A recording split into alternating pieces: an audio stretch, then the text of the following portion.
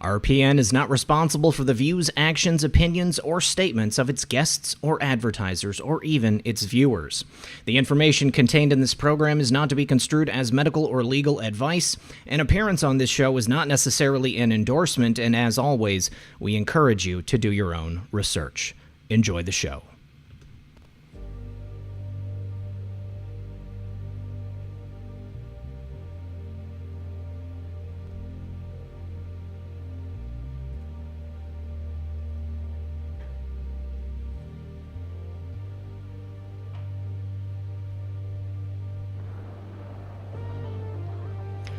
Good evening, everyone. You're listening to Red Pill 78.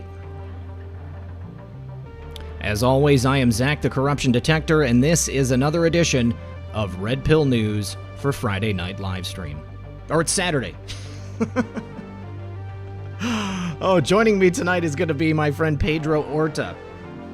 Pedro was a former CIA agent and Inspector General agent. He's been a number of different things inside the federal government, but Pedro has quite the story trying to blow the whistle on real, actual happenings in the federal government, and he was treated completely incorrectly.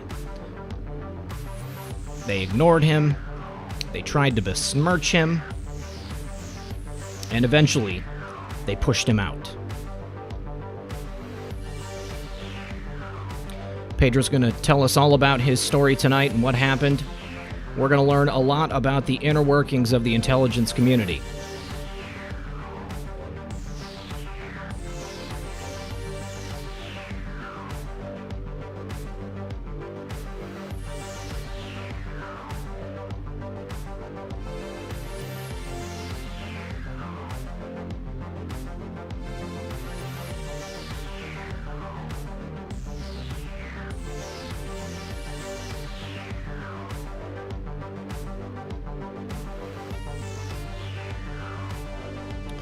All right, everyone.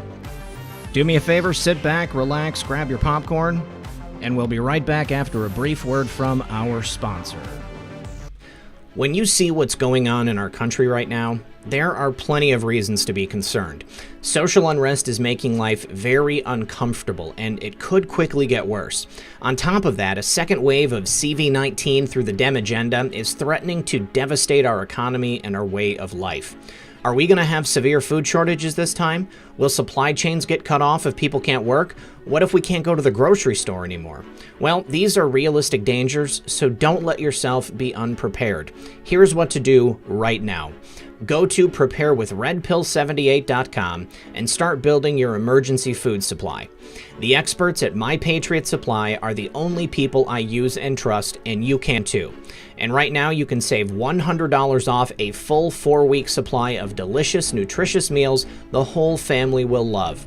My Patriot Supply makes it easy to be prepared at all times, and saving $100 off a life-saving 4-week supply of food is too good an opportunity to pass up, because the second half of 2020 is going to be wild. Go to preparewithredpill78.com and get ready now. That's preparewithredpill78.com. Do it now, because when you support my sponsors, you support this channel. All right, good evening, everyone. Thank you for joining us once again. Tonight, my guest is Pedro Orta, CIA whistleblower. Pedro, how are you this evening? Great, doing wonderful this evening. Thank you for having me on your show this evening. It's my pleasure. It's my pleasure. Now, Pedro, the first thing I want to address is we need to get some information about you and who you are. But I want to talk specifically about the idea of good men and women working in the federal government. You've got many different federal agencies, many different even intel agencies. And there is a negative perception of people in the CIA. And, you know, I wouldn't have invited you here if I didn't believe that you were a good person and that you had a good story to tell. So I want you to give us an introduction to who you are, and then the audience can get to know you. Thank you. So I started at CIA in the summer of 2000 as a graduate fellow working for the Director of Intelligence, doing intelligence analysis. By the time I got to the CIA, you could consider me a mid-career hire, even though I started as a graduate fellow. I had 14, 15 years prior experience working in the private sector in sales, very successful. Interpersonal skills, sales, account management. I've got all kinds of awards. I had to go to school at night, work hard to complete my education, going to school at night, working full time. Managed to graduate summa cum laude, basically had a GPA like a 3.9. So I get to CIA, start as an analyst, convert the graduate fellowship into permanent full-time employment. My first 4 years was basically in analysis. I got great performance appraisals, PARs, exceptional performance awards. I volunteered to go to Iraq. I went to Iraq for 2 years and did a phenomenal work there, was praised highly by many people, generals, including at the time Colonel Mike Flynn, now Lieutenant General retired Mike Flynn. Got like 4 EPAs, Exceptional Performance Awards, while working in Baghdad, working with the leadership, working intergovernmental issues, working with the Department of State, the military, the FBI, other government agencies, did great work. Managed to get a good job following an assignment after some time back in the headquarters area training.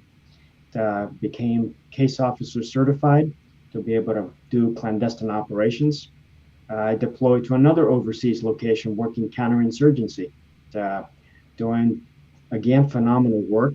Got great PARs, great ratings.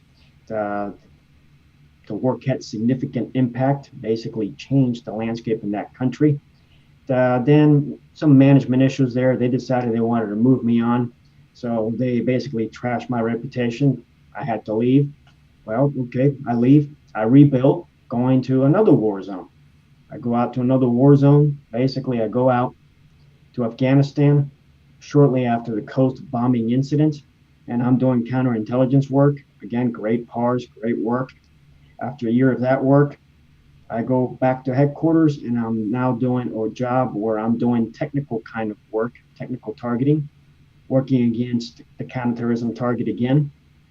I deploy again to another war zone multiple times. Spent almost 7-8 months overseas. Eventually, through time, get back out overseas. I go off to Afghanistan. By this time, I'm going to Afghanistan. I'm going as the deputy chief of base.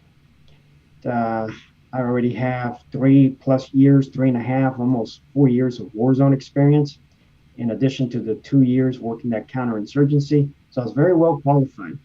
I was going to do a job working very closely with the military, with other government agencies, the job that I had done successfully in Iraq for 2 years, a job that the prior 4 years I had done a lot of interagency kind of work, and I had received again awards, nominations for awards, done very well. So I go off to Afghanistan and I run into a situation where I'm working for a chief of base who, nice lady. I always spoke highly of the lady every time I had an opportunity. Even when I spoke to the inspector general, I spoke highly of her. But nonetheless, she was a little bit challenged. It's a war zone. When we go out to war zones, we're putting our life in danger. We were constantly under rocket, mortar attack threats. We had multiple rockets land in our compound area. Environmental hazards are an issue. I can tell you story after story after story about the environmental hazards. Food poisoning, E. coli poisoning, high chlorine levels in the water, burn pits, you're breathing pollution. The air in some of these cities is extremely polluted. You have people actually that will leave these countries early because they can't handle, from a health perspective, the environmental pollution. So challenging environment, the separation from the family, that's another issue. You work overseas, you're constantly away from family. You're going to miss a lot of birthdays, a lot of special events, even some funerals. So you're making a huge sacrifice. The place is dirty. The place is unpleasant. The place is noisy. You have a grind schedule where you're working 7 days a week. You're working 80 hours a week. Typically, you'll work 2-3 months, sometimes 4 months, without any time off before you get a break. So she was challenged. Her coping mechanism was basically start treating some people favorable, started adopting sons was the words that she used, treating a subordinate like a son. So we had a situation in which one officer under us, much older, old cranky man as she called him, was very marginalized, taken advantage by the younger guy who she treated as a son. In addition to all the other issues in the base. So the situation blows up from the perspective of the old man finally had enough of the abuse, and he basically had a little temper tantrum where he ran down the stairs, slam a door. Ran down the stairs, slam a door. Pretty mild, I would imagine. That's all he did. That's all he did. The next thing I know is we've got a crisis in this base. And the crisis is they want to send this man home short of tort. They want to take disciplinary actions against him for slamming a door because he got fed up, tired of all the abuse he put up with. And it gets better. Now I have the superiors in the Capitol calling, asking questions about this older man drawing a weapon. So now I've got the chief of base falsely accusing this older man of drawing a weapon. So it's spiraling down. I get into a conversation with our superiors in the Capitol, and I stand up for this older man, and I say the man had done nothing wrong. There's been a lot of issues here with how this woman has been running this base, stuff that I had already told you because I had to bring things up a couple weeks earlier. Because every time I tried to speak to her in one ear, out the other ear. She didn't want to hear it. I wrote emails to her, didn't want to discuss it. I had warned her about the situation escalating between the younger gentleman and the older gentleman. She didn't want to hear it, making excuses for the younger man. So everything was documented in emails. It got to the point that we had a regional psychological officer come to the base. They make their rounds, they go around making sure people are all right. I spoke to the psychologist about the situation, and he basically agreed with my assessment of what was going on. She was coping mechanisms. So everything was documented, everything was available there. So what they end up doing is they decide that they're going to send this man home. I basically stood up for him. And now I have her, chief of base, coming after me. At that point in time, I have no choice but to go to the chief of station. So I wrote to the chief of station. I let the chief of station know everything. And at that point in time, the best thing I could do is take my break early. So they decide that you'll take your break early. I had a 2.5, 3 week break I can take, go back home. We'll sort this out, and hopefully we can resolve things by the time you come back. So I end up basically leaving the base, going back to the Capitol. The gentleman actually left. They didn't send him home because I spoke up for him. They decided it was simply just relocate him to another location in country. So he gets relocated. I go back home. I get called at home. I'm on break. I go into the office. By this time, I had already reached out to the Equal Employment Office because they have a policy of zero harassment. Not only do you have the EEO protected categories, but they also have internal policies that prohibit harassment. These problems are easy to resolve if they want to resolve them. All you got to do is just move people around. That's all you do. So when I talked to EEO at headquarters, he didn't want to hear anything about these issues. EEO did not want to help. So I end up going to a meeting I got called to at headquarters, and I've got the deputy chief of the entire center level office for that entire region, the chief of the office that handles that particular country, and an HR person. I basically get told, you're not going back to your post, Deputy Chief of Base.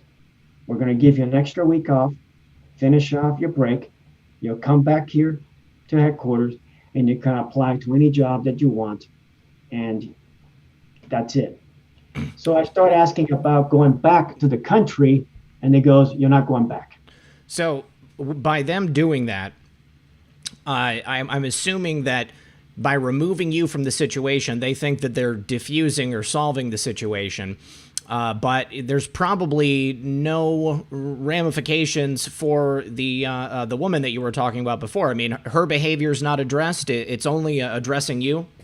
Well, let's go on a tangent and discuss that. Okay. Unknown to me at the time, and I find out when I finally go back to headquarters and I get access to the computer, she wrote a horrendous, derogatory memorandum for the record on my performance, full of lie after lie after lie after lie. That's one. Two, somebody wrote a short of tour cable sending me home with basically the same lies put in an official record. So derogatory information about your job performance on the record, and you have no way to defend yourself against that. Once it's there, it's on your record. Well, there's ways to defend yourself about it. So I've got these issues, and they kept her in the position, and she completed her tour. When I did some research, I find out that they never replaced the older gentleman. They just had somebody come in like every 2 months. So basically they allowed the young man who should have been sent home to stay there in his position, and they diffused the situation by basically having somebody come in like every 2 months, new. Only one person, I think, came back another time. They cut personnel in that office. That office that was critical to provide information to the U.S. military through briefings got completely gutted.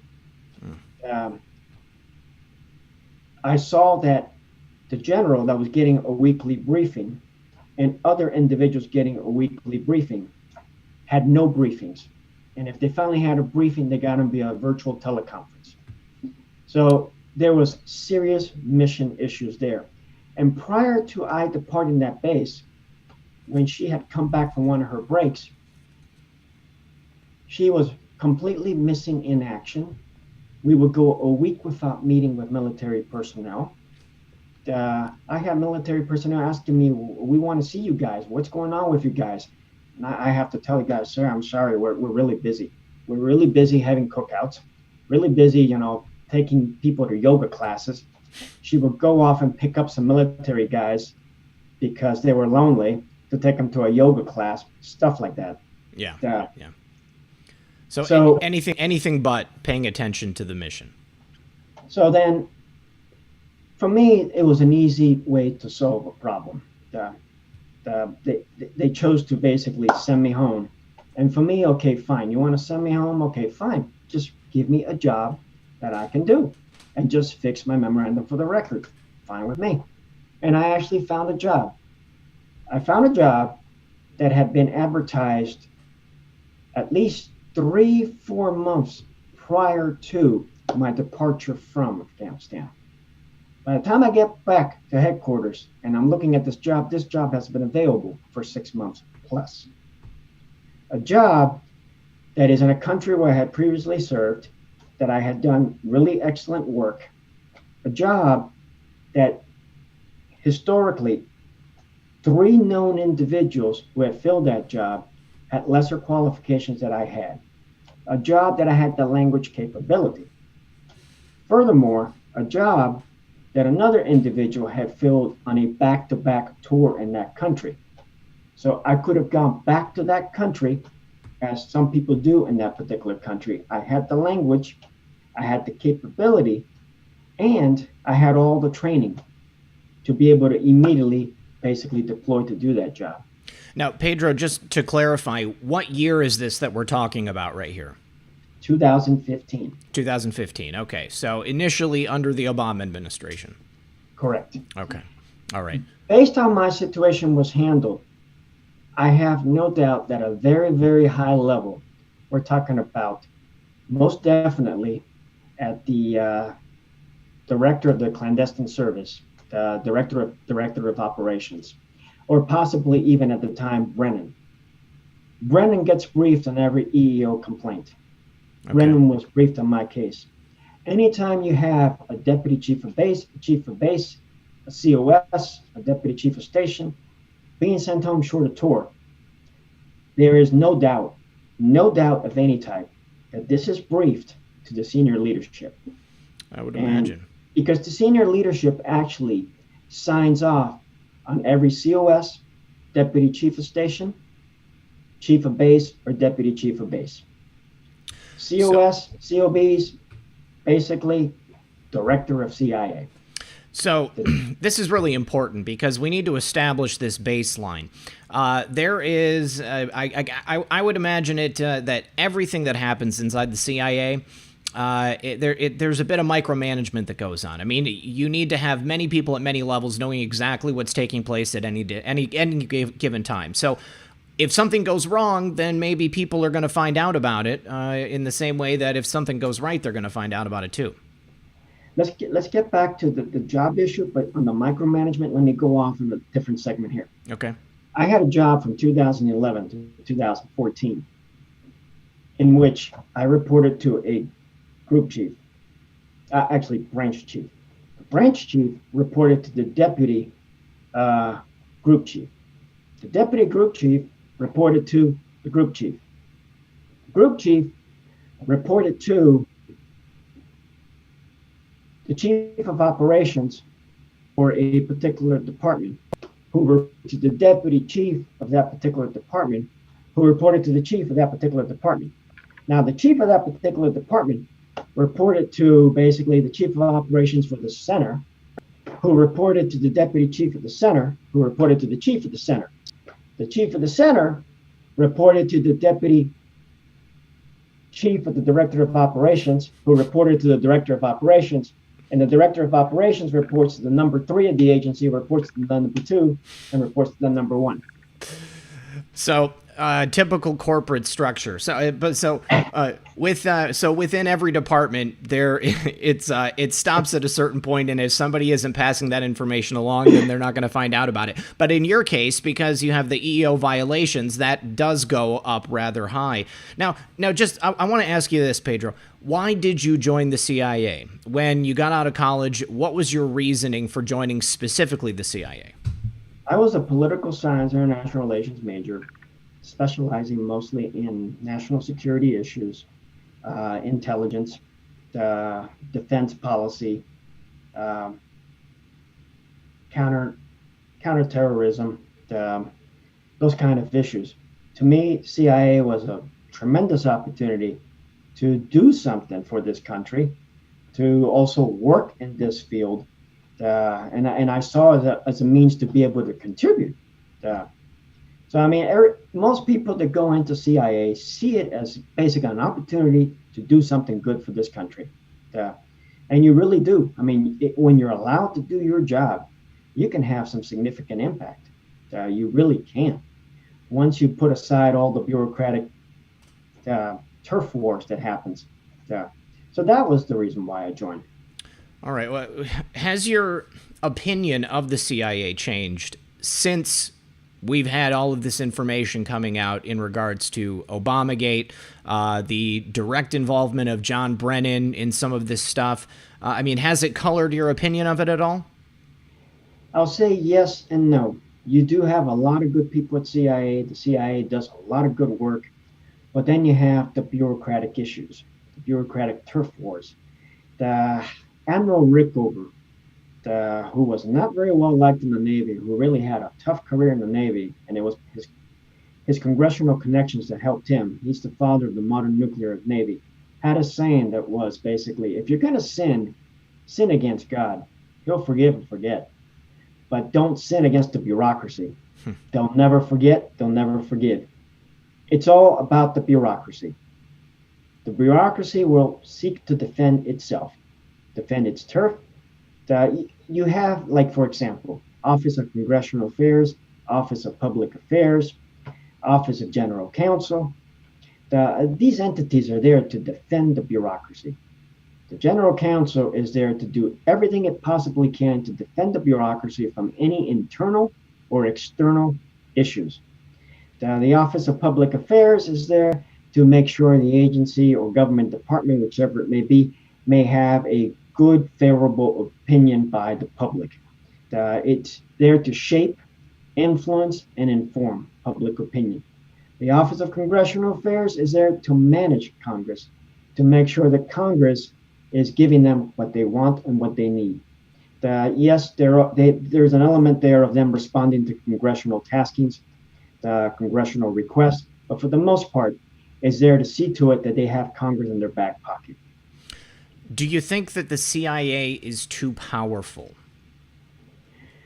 When you have people who cannot have any accountability because they basically have the ability to do what they do, and it's hidden and it's secret, and the inspector generals don't really do their job, yes, you have a problem. Let me give you an example. Please. I worked at the Inspector General for the Intelligence Community under Chuck McCullough. Chuck McCullough has come out publicly with his handling of the Hillary Clinton emails and the issues he ran into with the leadership at DNI, Clapper specifically, and also at Congress. What Hillary did, I am very well aware to a degree. I know some of the stuff that was on her server. I can tell you this, one time, one of the programs that I was working on got leaked to the press. They put me on a list to be spoken to by the FBI because the FBI was investigating who leaked that. It was basically the same type of program, some of the same type of stuff that was in her homegrown server. So obviously Chuck McCullough had a serious issue to deal with. So he had to work this issue, and he worked it. Well, it turns out, according to Chuck McCullough, it's on the public record, he was in Fox about this, Clapper did not want to hear about it. Congressional leaders did not want to hear about it. When you have an inspector general who has to deal with somebody as powerful as Clapper, or somebody as powerful as Brennan, or powerful figures at Congress like Feinstein at the time was the chairman of the Senate Select Committee of Intelligence, what really can an inspector general do to go after very high-level corruption? Not much. There's another example.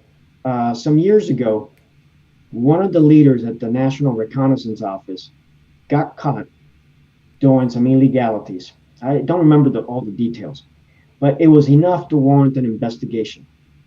The IG was put in a really tough spot, so they found some low-hanging fruit type of charge to go after this high-level official. I think it was misuse of transportation. So under a small little charge, they were able to basically do something, and it caused a reaction to get this person out. But there is very little interest on the IGs of going after high-level corruption, which can bring us to another issue here. If internally they have no interest in dealing with some of these corruption issues, like in my case, the IG had no interest in working my case at all. We can get into that. But then, ironically, right now, in the current political environment we're at, if an IG goes after Trump or somebody affiliated with Trump, it's like it's okay to do it. Not only is it okay to do it, right, it's just fair game. The Ukraine whistleblower. Right. It's expected that they're going to find things on Trump or his associates. Yeah. Almost like they're tasked to do it. Yeah. Rather than looking for actual corruption. And the irony is that the inspector generals exist specifically to fulfill that role that they're not interested in fulfilling. What do you think it would take, besides a total draining of the swamp, to coin a phrase, but what would it take for the intelligence community to be able to hold itself accountable or be held accountable and to do the right thing? Couple issues. The concept of inspector general is a good one, and it could work if Congress would do its oversight duties. And what I mean by that is, I'll give you a perfect example. In the case of whistleblowing, the intelligence community, if Congress wanted to solve the problem, there's enough laws in the books right now that have to be followed, that they can compel, they can force an IG to do reprisal investigations on a timely basis according to the standards, policies, and procedures mandated by the law. That can withhold funding to an IG and says, IG, you will not get funding to do any investigations that are not related to reprisal investigation job. That's one way. As far as probably what's necessary at this moment in time, given all we've heard, is another church committee type event. Church committee goes back to basically mid-1970s. The CIA had been involved in a lot of illegalities. They were basically busted, and Congress did an investigation, very extensive, thorough investigation. That's when they came up with the concept of having the Senate Select Committee of Intelligence, the House Permanent Select Committee of Intelligence. So it's probably time to go ahead and do another church committee type. But in this particular case, I would say that we need not just congressional members, we probably need outsiders. I'd say we need some outsiders as in private sector that are experienced in dealing with these kind of issues. We need probably academia that are very well versed on a lot of these bureaucratic issues, from managerial, psychological, also national security perspective, coming together with some kind of board that would do a deep dive looking at these issues. I mean, the president does have an advisory board that handles intelligence issues, but it's become basically a very weak advisory board that is not capable of doing the job. Well, I think you brought up an excellent point with the Church Commission and, everything that's happened since after President Kennedy was assassinated. And then you had the CIA getting their hands caught in the cookie jar. All of these various programs coming out. And then, you look and you see what's happening today and what's happened since President Trump came into office. And I think that is the main reason why people seem to have such a negative opinion of the CIA. And they think, well, it's all it is cloak and dagger, and people are trying to get Trump out of office. There can't be any other, like roles that are being fulfilled. But, this is why it was important for you to tell us about your stuff that you did, because, you are actually keeping America safe. I want to make sure that people understand that there are people doing good things, and they just happen to be CIA agents. They're not all necessarily going after the president. But do you think there is a culture at the CIA that is overwhelmingly negative towards the president? What happens is they promote their own kind. Mm-hmm. You have to be like them.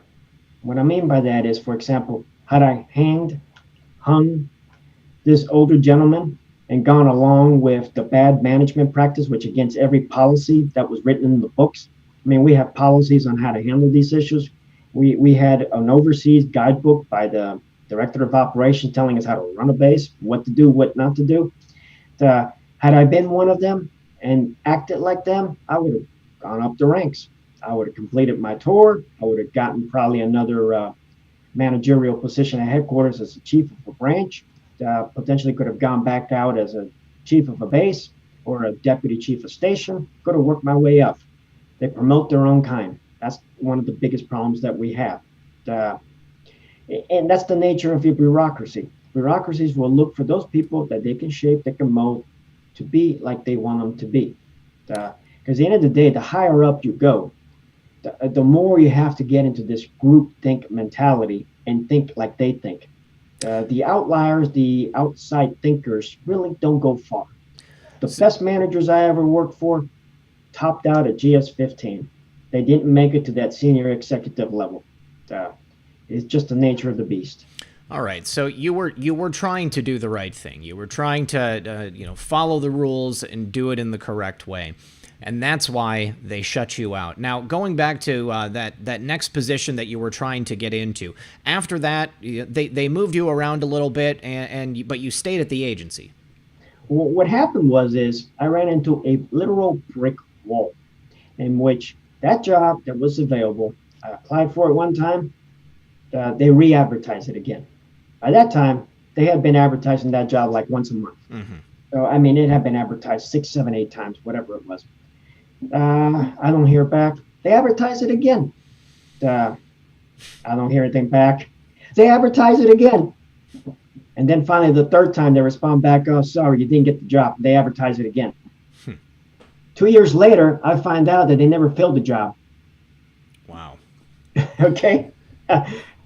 So I ran into a brick wall. Every job I applied for basically was turned down. And on that point, they do not have enough people to fill war zone positions. They don't. They're constantly in the red. They need people. The director of operations, for years, on a downhill slope of losing people and not having enough people for jobs. So they had no reason why not to provide me with a job. Their attitude was, we'll give you a job here back at headquarters, so you'll have to take a cut of pay. You're going to lose all the benefits you have from your war zone position. Not only that, but you're going to be stuck here as long as we want you to be here. Do you think, as a result of the culture that you described, which is essentially, you scratch my back, I'll scratch yours, and then we'll scratch them together so that we can get away with stuff. Do you think there's maybe a shortage of people trying to get into the federal government and the intelligence community that won't go along to get along? Well, what happens with CIA is they have so many applicants that they do have a pipeline of officers. But when you run into specialty positions or when you run into the director of operations positions, you need a lot more training. Mm-hmm. But by the time you're trained to go overseas, and by the time you get overseas, I mean, I had one training class that was easily like $230,000. Yeah, just to give you an idea. I mean, I must, if I have to put a figure on how much money to spend on me on training, I'd probably say $1 million. And I'm not joking. Okay. The entire process to get somebody overseas can take a few years to get somebody ready to go overseas. And when you finally go overseas, the process to get you overseas is an investment that's going to cost a lot of money. So they have a pipeline of people that are applying. So their attitude is, oh, well, good riddance. They can leave. We just lost another, we didn't lose somebody. We just got rid of a bad employee. And we've got more people coming on board. So they have an attitude that if you got somebody that files a complaint of any type, let's push them out. It'll be good riddance. We've got a pipeline of people coming in, and they can be replaced with somebody that, they can control. And suit our needs, so they can control. Okay. All right. Now, do you remember when President Trump was elected, what the mood inside the CIA was like? Well, getting into this situation with CIA, I finally saw the writing on the wall, and I had to literally run. I mean, I had EEO obstructing me, not giving me documents I needed after they told me that I can have access to the documents I needed. I have the IG not interested in looking at my case. HR is not interested in giving me a job. I asked for two things: a comparable job and fix my memorandum for the record. That's all I wanted. Mm-hmm. The EEO guy I was working with said, that's all you want? Yeah, that's all I want. Running into this brick wall, I took literally like 2 months of leave without pay because I had to get out of there. I had to get out of that toxic environment. So not only did I lose all the war zone compensation, I had to take leave without pay. I estimate my lost income was close to like $175,000. Took a big hit. Wow. Married with a child, special needs. I needed a private school for this child. Single income. So it was devastating to us. I'll leave it there. Wow. So I found a job with the Office of Inspector General for the Intelligence Community. How ironic. Who was the ICIG at that time? Chuck McCullough. Chuck McCullough. Okay. Chuck McCullough was the IG. So I end up working in that office, and I work with some great people. Got great performance reviews out of that office. They love me in that office. On my last day in that office, they said, "We're really going to miss you here. We had no disciplinary problems with you whatsoever." I never had a disciplinary problem. So the mood at the DNI was best explained by that famous photo when Trump showed up at the White House, and all the Obama folks had that prune face, and it's like that was the mood at the DNI. Okay. Not only that, when finally Trump was the president, inaugurated, took the oath of office, the photo of Obama was, I don't remember if it was gone, but I don't know how many months it took to finally have President Trump photo there. Mm-hmm. It took quite a while. Okay. That was very interesting. So the mood was like a funeral. Mm-hmm. It was like a funeral, basically. That's great. That's great. Now, just wondering, when you took the job at the Inspector General, did you make an effort to work at the Inspector General specifically because of the experience you had trying to bring things to the attention of people? Well, I had made a career. At the time I got to the Office of Inspector General of the Intelligence Community, I had about 15 years working in intelligence community type positions. My career was basically a lot of interagency work. I was known as an individual that could work across agencies, work across departments, and get the job done. And I had received numerous awards, exceptional performance awards, letters of commendation, praises, nominations for awards. So because I have had so much interagency work, the ICIG welcomed me because that's the kind of person they need to do their job. You almost froze there. Yeah, we lost you for a second, but we're back. Okay. We're back. All right. I think you're frozen again, Pedro. Are you there? Hello? Pedro, we did freeze. We froze up. I'm going to go ahead and... Oh, that's interesting. Oh. I'm here. Okay. All right. All right. Good. I blamed that on the CIA. This is what happens when you talk bad about the CIA. Okay. So when you left the Inspector General, what year was that? Okay. Well, I left the Inspector General. That's a whole different story. I left there early April 2017. I was basically sent back to CIA. And that's a long story. I can get into it if you want me to now. Oh, that's fine. That's fine. I'm also interested to know if were you at the CIA when President Trump came to Langley shortly after being elected, and he spoke to the men and women of the CIA, and he had that famous line, "I'm going to build you a new house without columns." Do you remember that? I remember that, but I was still at the ICIG. You were at the ICIG at that time? All right. Well, hearing President Trump say that, what did you take that to mean? Well, at that point in time, he was trying to mend fences. Mm-hmm. There were some things said, which a lot of it was the press, though. The press just portrayed Trump in a bad way, saying that he hated or didn't like or didn't trust the intelligence community. So he was just trying to mend fences with with the CIA. That was all. Are you familiar with the concept of a fifth column?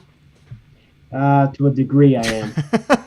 That's how I took it when he said that, because there clearly, I mean, Clapper, Coates, all of these various people within the intelligence community from the Obama administration were, in a sense, acting as a fifth column. I mean, they were working to try to unseat him before he even came into office, and then once he came into office, they were still trying to get rid of him.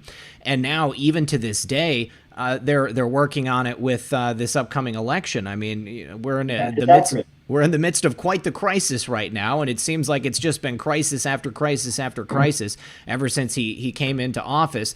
And I mean, it reeks a little bit.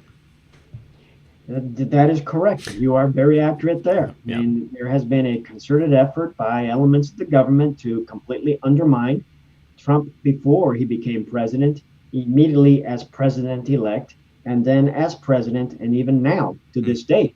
Yeah. Yeah. All right. So, what happened after you moved over to the ICIG? You had put in your complaints. You were getting nowhere. No one seemed to really, pay mind to what you were saying. Well, the funny thing is, the CIA IG had no interest in looking at a whistleblower complaint at all. But the moment I say that I'm going to go work at the ICIG, they reach out to me and they're very interested in talking to me and they're very conciliatory. Mm-hmm. And they're still trying to close the case. For example, I had a meeting with them in early July 2015, and I tell them I am going to be on leave without pay probably for 2 months until I start working at the ICIG. I'm not going to be around. Yes, investigate, open a case. You need to investigate my whistleblower complaint that I reached out to you in early April. Here we are in July. That was early April, and they still hadn't done anything. Well, I had to go into headquarters for a few hours one day in August, and I saw an email like from 2 weeks earlier, the CIA IG telling me that they're going to close my case if I don't respond back. It's like, excuse me, did you not hear what I said? So they had no interest. But once I started working for the ICIG, all of a sudden now they're interested, and they claim to have opened the case. So that was in October 2015. If I may, is it because by going to the ICIG you would have some power to perhaps have something done about your own case, that they decided to take an interest? Well, the problem is you had Presidential Policy Directive 19, signed by President Obama, which is the implementation authority by law to have whistleblower protections in the intelligence community. And it required each agency head to certify to the DNI Clapper at the time, that they had a policy that followed the standards, policies, and procedures to adjudicate alleged violations of Section 2302B8 of Title V. These are very specific guidelines as far as how investigations will be conducted, the timelines for investigations to be conducted. So they had certified to the DNI. Brennan had certified himself. Brennan, in a signed letter, had certified to DNI Clapper that they had this policy in place.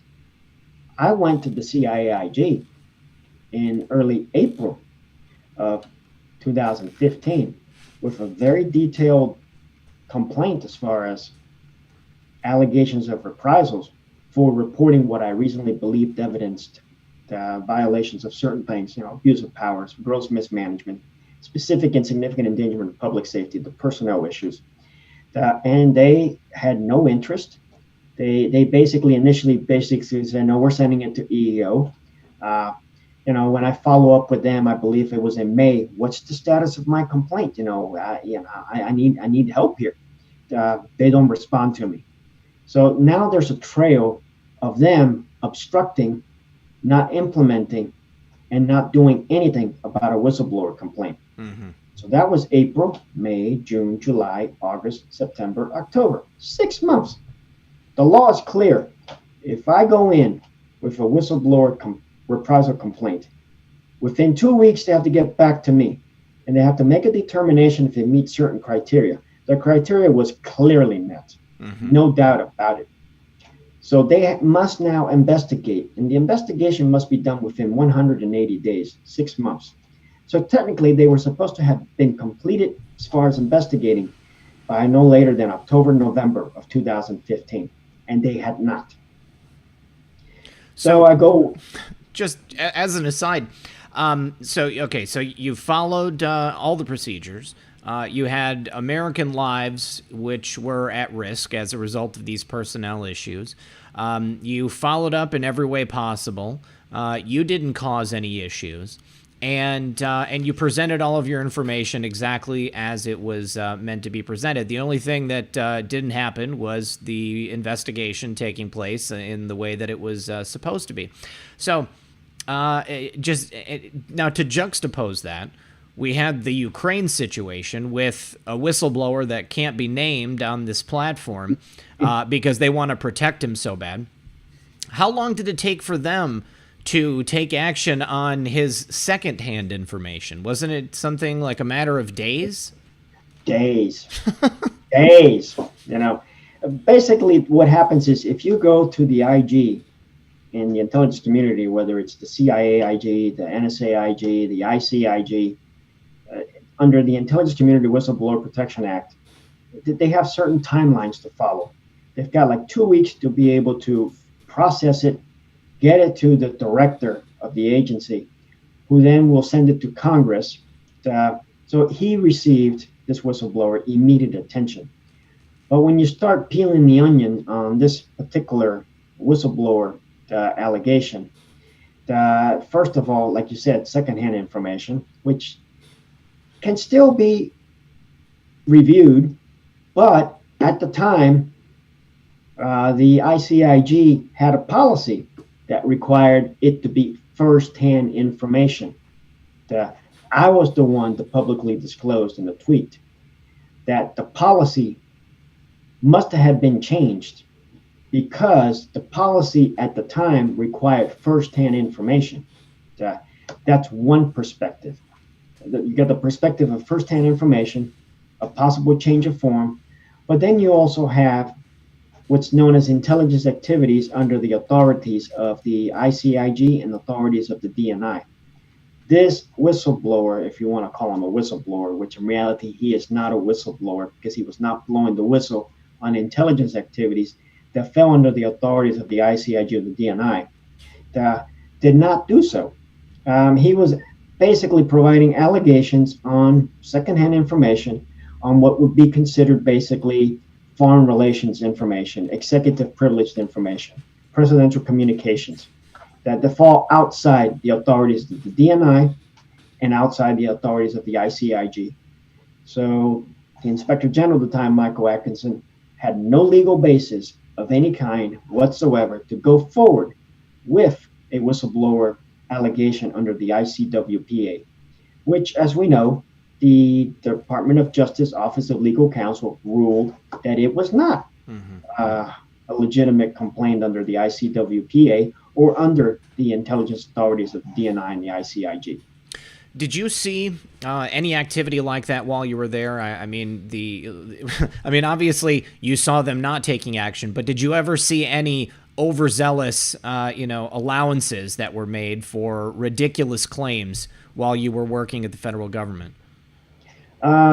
Is this a unique instance, I guess I'm saying? This is very, very unique. Clearly unique. Clearly outside the scope of what I observed working as an inspector general inspector. And on that note, I worked on a team in which we reviewed whistleblower protections pertaining to PPD 19 Part A, which is the one where you allege a reprisal for having made a whistleblower allegation. So you handled claims. You handled claims related to the exact same circumstance that happened to you, but you didn't get to handle your own claim? I did not handle any claims of whistleblowers alleging reprisal. What I did was I conducted a very, very thorough, deep dive audit, inspection, evaluation on the protections. We looked at the legal standards, policies, the procedures. We looked at the certifications.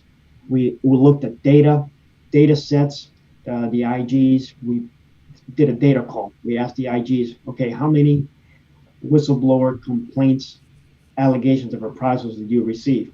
Did you investigate them? How long did it take you to investigate them?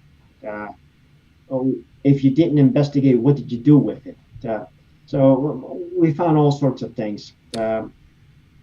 At the end of the day, what we found was that there definitely were serious issues in failures to implement PPD 19 Part A, with not following the standards, not following the policies, not following the procedures, and definitely not following the timelines. So do you have any data on the number of whistleblower claims that are made, like in a given time period? Like, I mean, how often does this happen? I mean, it seems that until very recently, we didn't hear much about any whistleblowers coming out of the intelligence community. ICWPAs, actually, some IGs will actually put it in their semi-annual reports called SARS. I believe the ICIG does. They handle a few, maybe a handful, 2, 3, 4, maybe 1, sometimes 0 every 6 months. So, I mean, it does happen. You do have ICWPAs filed.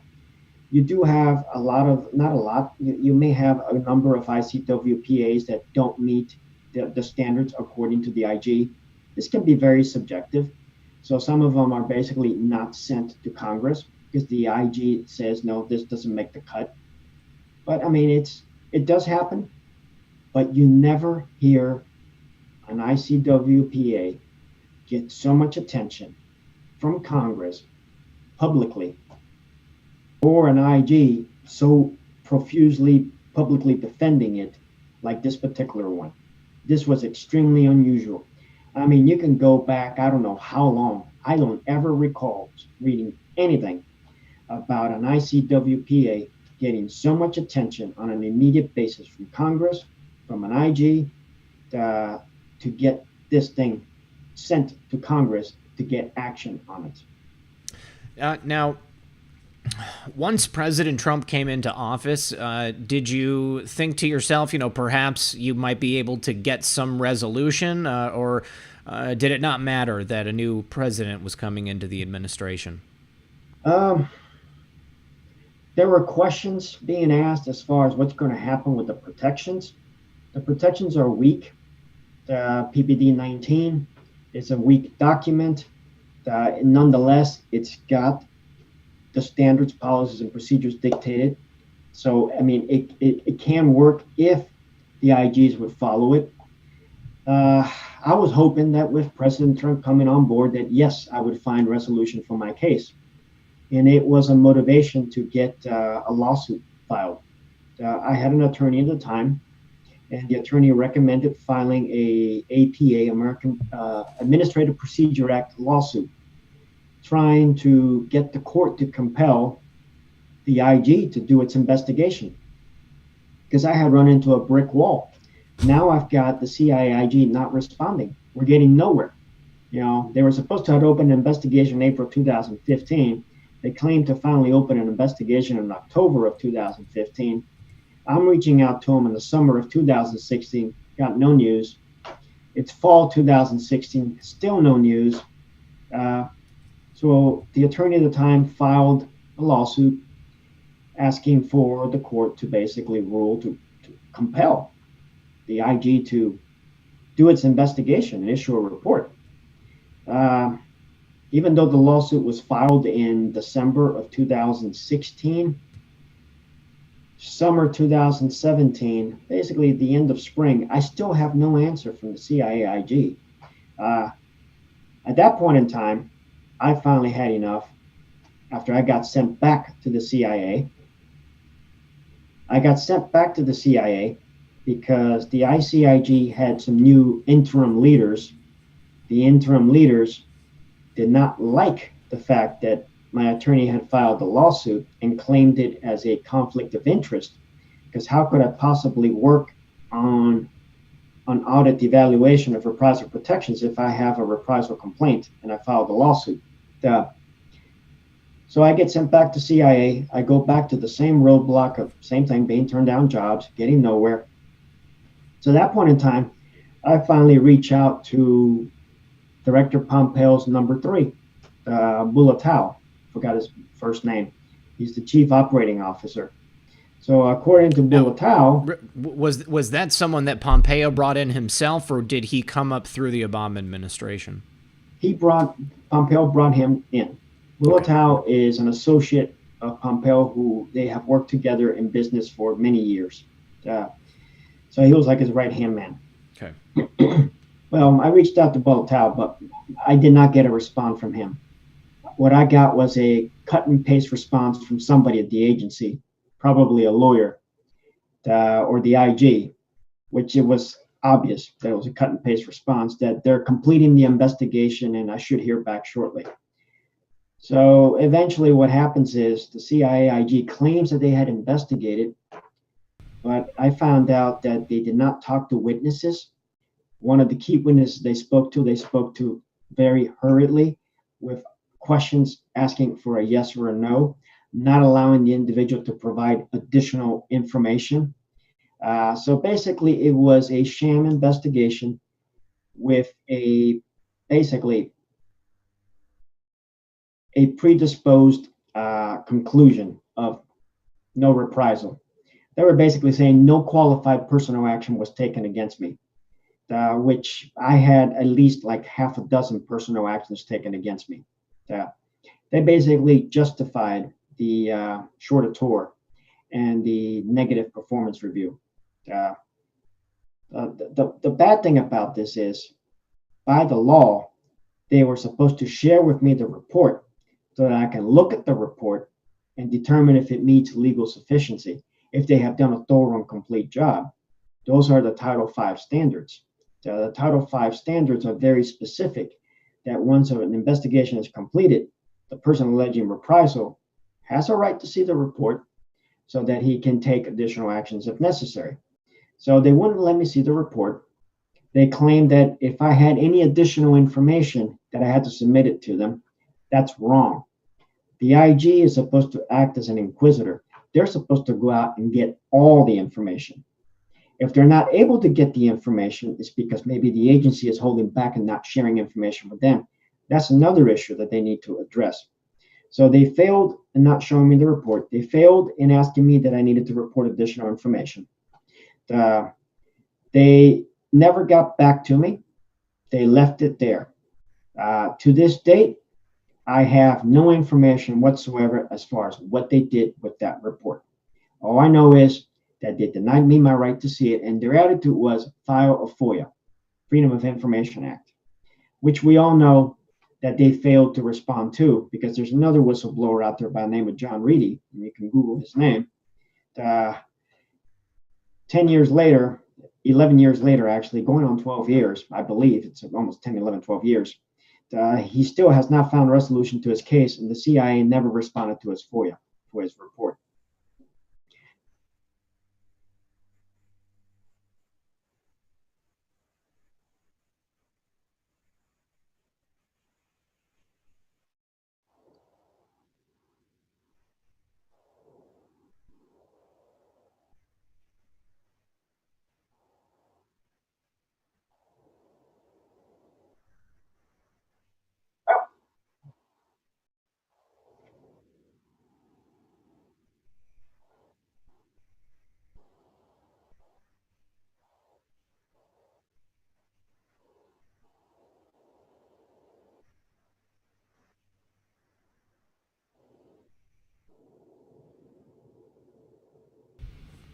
I was muted. Sorry about that. I can give you three examples of some serious accountability issues to CIA if you see an opportunity.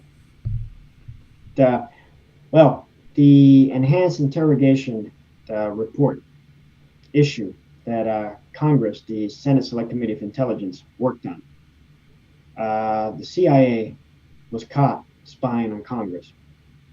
Literally, that was under Brennan, correct? Under Brennan, caused an uproar with Senator Feinstein and a few others. Nothing was done to hold the CIA accountable. That's one strike. Under Brennan, the CIA Office of Security was spying on correspondence from the Inspector General of the Intelligence Community, not the Ombudsman, that's not what he's called, but he was the director of the whistleblowing program. They were basically snooping on his emails to Congress. And the response was to hide it. It took Senator Grassley 3 years to finally get Inspector General Michael Atkinson to release unclassified for official use only documents that were overclassified and need not have been classified, that apparently either Brennan or Clapper had overclassified. Nothing was done to hold CIA accountable for that. Now you can go back to the Coast bombing in December of 2009. That was clearly another incident very similar to what I had dealt with at the base where I was at. An unqualified woman leading a base. You can Google and you can find out from reports that have been written in the press what Coast-based is all about. I'm sure she was very well qualified, did excellent work with what she had done at headquarters. I believe she was a reports officer, the chief of basic Coast. But she only had 4 years overseas. Her motivation to go out there at the Coast was to get her 5 years overseas. Same motivation for my chief of base at the base where I was at. Once you reach 5 years overseas, you get to transfer to a different retirement plan called First Special, which has additional perks, which is better. So she goes out to a place that she never should have gone in 2009, leads a base she never should lead. She makes decisions. They blamed it on systemic issues. They blamed it on multiple departments, miscommunication here, miscommunication there. But at the end of the day, this woman in charge of that base and Coast made a decision to basically have a welcoming party of multiple officers greet an incoming, wasn't an asset, wasn't a vetted asset. It was just a contact who was being met for the first time to talk about going after Swahili. This was all, it's been in books, it's been in the news. So that fatal decision allowed this individual who was rigged up as a suicide bomber to detonate himself and kill 7 CIA officers, including this lady. No accountability. All they do is cover up.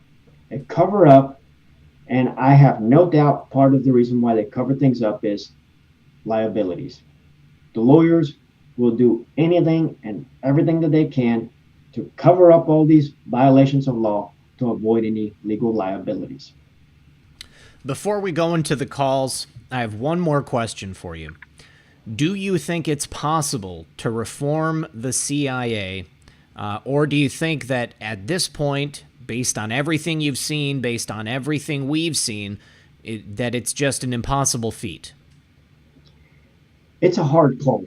The government, by default, becomes inherently flawed. What you end up having is it's all about the bureaucracy. It's not about national security, it's about the bureaucracy. Yes, they do a lot of good work, but at the same time, there's a lot of waste, there's a lot of fraud, there's a lot of abuse of authority, there are a lot of issues. Fixing these problems are not easy. Sometimes you may have to basically start all over again. There's no doubt. We've seen that in some foreign countries. We had a situation in one foreign country where one of the intelligence agency was caught violating their powers, spying against political opponents. What was done in that country? They shut down the intelligence agency and they started a new one. Reformed it with new people. Sometimes that's exactly what needs done. May not be a bad idea. If other countries do it successfully, why shouldn't we do it? I tend to think that is the only way that it's going to work because, you know, as you stated, there's a culture of corruption. And it's not just the CIA. I mean, it's Washington, D.C. It's a vast number of various federal agencies. The intelligence community in the United States needs to be reformed. And the only way that I can see to do that is to scrap it and start over. If you have a tire that has a lot of flats, you're constantly plugging the holes, putting patches or putting, plugs in there. Eventually, the integrity of the tire is shot. Yes. At some point in time, you got to throw the tire away and get a new tire. Very true. Very true. All right. I wanted to say thank you to Dana Finkler. He's our first caller, and you sent me a Cash App. Thanks, buddy. And then also to Gafferanon. He said, I just had a steak dinner with Dana Finkler. So what's going on, Dana? How are you tonight? Go ahead, say hi. Hey, Red Pill, it's Gaffer and on. Gaffer, what's up, bro? Yeah. Enjoying a nice weekend with my friend Dana Finkler. He's over at my house, and Good we're watching you on the big screen. Good stuff. Good stuff, man. So, yeah, somebody mentioned earlier they're not a fan of the lighting tonight. I'm on the road. Oh, God. Somebody said I was muted again. I freaked out for a second. I'm on the road, so the lighting is totally different. The studio is totally different. So I apologize if there's anything that doesn't look the way it normally looks. But so what's going on, guys? Do you have any questions for Pedro in regards to his time in the Intel community? Yep. Got a two-part question. One, we want to get your opinion on Kevin Shipp. Kevin Shipp, another former CIA whistleblower. I don't know anything about him personally, but he's somebody who's been very outspoken. I have heard some of his materials. I have read part of his materials out there, and it definitely appears very credible. A lot of the tactics used against him, it's standard operating procedure that they use against any and every whistleblower. So I have no doubt that he has a legitimate story, and we do well to take heed as far as what he has put out there. Okay. All right, Dana, part two. Part two, is the CIA part of Red Pill 78 Mutegate that's going on? I can't answer that question. Oh, dude, that was good. That was good. That was all Gaffer, man. That was all Gaffer. Oh, man. You guys are genius. I love it. I love it. So what do you have planned for this weekend, man? What are you guys up to? Tomorrow we're going to a barbecue and an AA meeting. Okay. So that should be fun. And then, I just got some family friends out here. I'm going to meet up with them and say hi and then get back for my comedy show. So awesome. I love it. Nice, and tell everybody once again, Dana's birthday is coming up August 7th, and you have a comedy show that you've put together. Tell the audience one more time. Yep, 7 to 9, Briar Barnes in Sparta, Michigan. Any fellow Patriots in Michigan, you're more than welcome to come out. There's a free taco bar. I just want people to come out and laugh. I'll have masks there if you want to wear one. If you don't, that's cool. We'll be cool with that too. Other than that, I just want people to laugh. That's all. Good stuff, dude. Awesome. Dana, I'm glad to see you're doing well. Gaffer, I'm glad you're hanging out with Dana, giving him a good time. So we don't want to dox your location, but Dana, how do you like it there? Oh, just as beautiful as where I live out, So, yeah. Yep. Beautiful where I live. So. Awesome, dude. All right. Well, thanks for calling in, you guys. I love you both. I appreciate it. All right. See you later. All right. Peace. We'll talk to you soon. Okay. Awesome. So, yeah, before I take the next call, one of the subjects we talk about quite often on here is QAnon. Are you familiar at all with the phenomena of Q and what's going on with it? I'm not. Honestly, I've not really checked into it. Okay. I try to stay away with a lot of the conspiracy theory things. I mean, there's a lot of conspiracy theory things out there that you have to be very careful. Some of it is just way out there in left field. Sure. Like you said earlier, you really have to vet things. Sure, I understand that. All right, well, we won't get into the finer points of it. Let's go ahead and see. Looks like Sweeta is on the line. Sweeta is a regular caller. She's our Indian correspondent, from India. Sweeta, welcome once again to the broadcast. Waiting for that to come up. But I also need to say thank you to Spicy Conservative. She says, I'm killing it per the usual. Thank you so much. I appreciate that, Nicole. And once again, I just want to say thank you to Pedro for agreeing to come on the show. Let's see. I need to say thank you to Catherine. Also, thank you to Grant. Also, thank you to Nellie. We did a show about Australia last night. She said it was about Canada last night. Australia is very similar position as Canada, where we sold off everything. There's a movement to become a republic. Awesome guest. Appreciate that. Thank you very much, all of you, for those generous donations. Sweeta, we're still waiting for your microphone to get on there. Let's see. All right. So, Pedro, I mean, what do you think the future has in store for you with regard to this case? I mean, is this something they're just going to continue to bury? I mean, are you, just going to speak out about it and hope that things change? I'm speaking out about it, becoming more vocal about it. There are a lot of unresolved issues. We have a new IG nominee for the CIA IG. We have an acting IG for the ICIG. So hopefully we can get some traction and get something done. Meanwhile, probably going to have to wait for this election to be over to find out what happens for Congress. Hopefully Congress steps up to the plate and does their job. That's been part of the problem we've run into. Whistleblowers in the intelligence community historically really have not received any assistance from Congress. Mm-hmm. It's kind of awkward. I mean, the separation of powers, oversight. Continue. So, I mean, for example, the most powerful element in Congress to compel IGs to do their job or to hold agencies accountable, departments accountable for the intelligence community is more than likely the Senate Select Committee of Intelligence, because they have the power to handle the appointments, the confirmation hearings. So they have quite a bit of power. On that note, Senator Grassley has been the most vocal and the most powerful one, working hard to get things done. But he's not in the Senate Select Committee of Intelligence. I mean, Senator Burr has done nothing for me. Right now, the acting chairman Rubio, hopefully he steps up to the plate and does something. He should. Senator Warner has been vocal, has said a lot of things supportive of intelligence community whistleblowers, but so far to this day, we really don't see any action. I mean, there's my case, there's the case of John Reedy, there's the case of Dan Meyer, there's the case of Jonathan Kaplan, Andrew Bakaj. The Andrew Bakaj case, he finally got some traction, some help. Thankfully, because Chuck McCullough and Dan Meyer, when they were at the ICIG, they took his allegations and they've sent them to the Department of Homeland Security to look at his case. And thankfully, some things came out in 2017, the fall 2017, on some serious issues with Christopher Sharpley, the acting IG at the time. And it seems like only when things are aired out publicly, when there is some kind of accountability. As a matter of fact, that led to a few senators, not Richard Burr, Mark Warner was one of them, to request for the Government Accountability Office in 2018, January 2018, do an investigation on these whistleblower reprisal protection issues, the failures to protect whistleblowers in the intelligence community.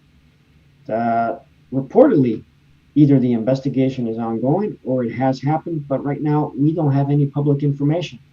This is where we need public advocacy groups, we need journalists to step up to the plate and start demanding answers. It's like, what's going on? What has happened? Has GAO conducted their investigation, their audit? What were the results? I mean, clearly there's been issues, but no action to resolve. That's one angle. The other angle is at some point in time, if there's no resolution, write a book and become a lot more vocal. Of course, follow the pre-publication review process. Make sure that, I follow the law, that I follow my non-disclosure agreements, that I don't disclose classified information, which I will not. That's one means. Just go public in a measured approach that doesn't violate the law. All right, we're going to go to our next caller. Caller, you're on the line. Can I get your name for the audience? Yeah, Matthew from NorCal. Matthew, what's going on, brother? Not much. Long-time listener, way back since when you first started, when you didn't even have a face on the screen. So, it's weird being on the phone with you. Well, I'm happy to have you here, and thank you for continuing to listen, despite the fact that I did show my face on screen.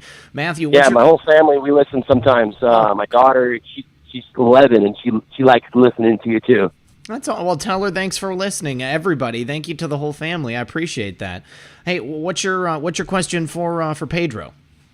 My question for Pedro is, what's he know about Epstein and Maxwell in the intelligence agencies? I really have no information about that. I don't know. I can tell you this, though. When it comes to domestic cases, they fall under law enforcement. If it's law enforcement, which would be FBI for the most part. And if it's counterintelligence, it'll be FBI.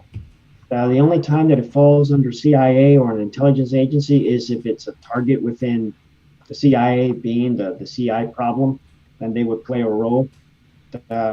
So in this particular case, there really should be no connection to the intelligence community unless there are overseas issues, overseas collection issues. And for that matter, it should be an FBI case, being a U.S. person, and more law enforcement related than really intelligence. Matthew, I have a follow-up for your question. Okay, so, Pedro, are you aware that during Epstein's 2008 trial for solicitation, even though it was for underage girls, but solicitation of prostitution, that was the charge, Alexander Acosta was quoted as saying, "We can't touch Epstein because he belongs to intelligence." He stated that. It's on the record. What other intelligence could it be if it wasn't CIA? Great follow-up. Great follow-up. Yeah. Good question. Yeah. I mean, does that make sense to you, though? I mean, he said he belongs to intelligence. The people use that word intelligence at times loosely. Sometimes when they use the word intelligence, it could mean FBI. FBI conducts intelligence work. It doesn't necessarily mean CIA. That's possible. Mm-hmm. All right, Matthew. Any other follow-up on that? Yeah. So, is still there?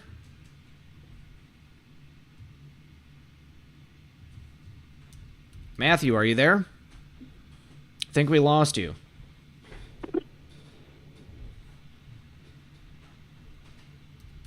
Matthew. All right, I think we've lost Matthew. I'm going to go ahead and bring in our next caller, and perhaps Matthew's microphone will begin to work. But if not, thank you for the call, Matthew. All right, next caller, you're on the air, ending phone number 1965. Are you there? You got it. I'm here. Wait, what's your name? My name's David. David. Okay, so David, you are here, David. Okay, what's your question for Pedro? What were you? What was it that you reported to the CIA that you blew the whistle on, specifically? What I blew the whistle on was a number of issues. One was the personnel issues, gross mismanagement, abuse of authority. The other issue was we were running around this war zone base, going around places that we shouldn't have been going for the wrong reasons when we were under heightened threat of rocket attacks. So that would be specific and significant endangerment to public safety. For example, one time we were told, you're going to go over to the other side of the base so you can go to a lunch, so you can get food, so you can have a good lunch. So this is in the midst of military operations. Not military operation. It was a military base, but we're running around a military base that was very large, very big, and you had some speed limit issues. It can take 15, 20 minutes to get to the other side of the base. We were traveling to areas that were prone to get hit by rockets. And we were having a serious issue with rockets that were impacting with shrapnel, and the shrapnel field was pretty significant. So you're in a theater. You're in a theater where there's active combat going on. My next question, if I may interrupt, is, have you ever been involved in any activities at the border between California and Mexico? No, sir, I have not. Okay. Are you aware of any CIA activities going on in Baja California? No, sir, I'm not. Okay. Are you familiar with the Cali-Baja mega region? I am not, no. Red Pill 78. Yes. You familiar with the Cali Baja mega region? I mean, I remember seeing it on maps, but besides that, I've never been there. The only place I've ever been in Mexico is Tijuana. But why? What's going on in Baja Cali area? Well, in 2008, the Cali Baja mega region was formed. In 2010, there was legislation pending in the California legislature, AB 29. In 2012, it was followed up by AB 311. And AB 311 was a bill by one of the assemblymen from Southern California, a guy by the name of V. Manuel Perez. And what he wanted to do was to support infrastructure development, both with funds from California and also to have that development taking place in Baja California and in Sonora. So the proposition was to build up all the infrastructure in northern Mexico and to allow major projects between California, Baja California, and Sonora. And so in the midst of this, one of the reasons was, that's why I think Trump was so dead set on building the wall, because from my perspective, what AB 311 did was tried to mirror the North American Development Bank and expand the border region from 67 miles to 125 miles in each direction. And, they're just trying to wear away the border between California, Arizona, New Mexico, and Mexico. This is a whole process, this is a whole plan that's taking place out here. Mm-hmm. It's very clear in the text of AB 311. And we've seen it go full speed ahead with Villaraigosa and John Perez during the Obama administration. It's been shut down by Trump, but there are a lot of precursor activities that I believe the CIA was very instrumental in its activities with Mexico and the rest of Latin America. I think that you're absolutely right. I mean, they have for a long time been trying to make that kind of a gray area. Where does the border end? Where does Mexico begin and the United States end? I mean, that way they can more easily, carry goods and services across, illegal things. There's been quite a history, Pedro, of the CIA and other, perhaps black agencies within the United States using that southern border for nefarious purposes. I'm thinking back to, 1980s. We had Iran-Contra. They were using Mena, Arkansas airport, while Bill Clinton was the governor there for running drugs and stuff like that. Do you think that, again, this is isolated, or do you think that this is more representative of the types of activities that the CIA is meant to be doing? Well, the CIA gets involved in covert action. And to get involved in covert action, you have to have a covert action finding. And typically, these are written by the agency in a way that meets the requirements that the president is giving the CIA to conduct. And Congress has actually to sign off on it, too. So when you start getting into a lot of these kind of activities that sound questionable, the CIA really cannot run off and go do its own thing. There's a lot of conspiracy theories out there. There's a lot of extrapolation. There's a lot of exaggeration. Well, this is not an experience. This is not any exaggeration. These are facts. I mean, if you look at two significant events, you have Governor Jerry Brown, who goes to China. You have Vice President Biden, who goes down to Mexico, and he's followed down there with John Kerry. And you have a continuing flow of high-level economic development meetings between the state of California, the national government, and President Enrique Peña Nieto in the period between 2012 and 2016. Now, what concerns me is that this is during a period when there are three initiatives that are put forth by Obama. One is the 100,000 people being invited from China to visit the United States. The second is 100,000 people being invited from from Latin America to visit the United States. And the third is Enrique Peña Nieto and his 100,000 people from Mexico coming to visit the United States. And so we have three virtual armies of 100,000 strong that are being invited into the United States from 2012 to 2016. And we see this surge of activity, wave after wave after wave of immigrants, approaching the border.